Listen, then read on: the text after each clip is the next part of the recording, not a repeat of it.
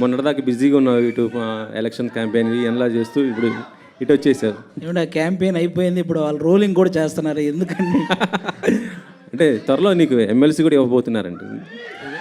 MLC Janasena తరపు నుంచి నీకు ఎమ్మెల్సీ వస్తుంది అనేసి అయితే ఉంది. అలాంటివి ఏం లేవండి. నేను కళ్యాణ్ గారి కోసం వర్క్ చేశాను.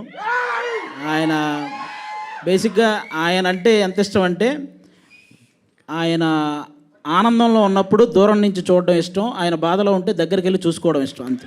అంతేనా? ఓకే. అయితే ఇప్పుడు అంటే ఈ ఎలక్షన్ టైంలో మొత్తం మనం చూస్తాం.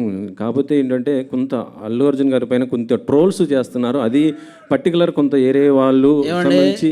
మీరు కూర్చుంది అల్లు అర్జున్ గారి థియేటర్లో,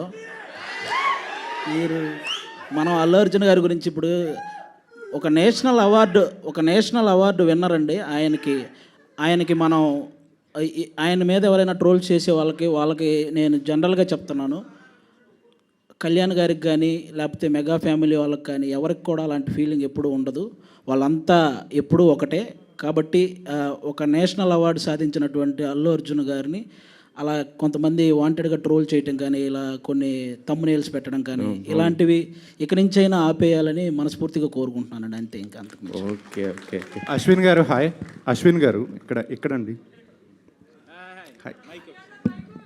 హాయ్ బ్రదర్.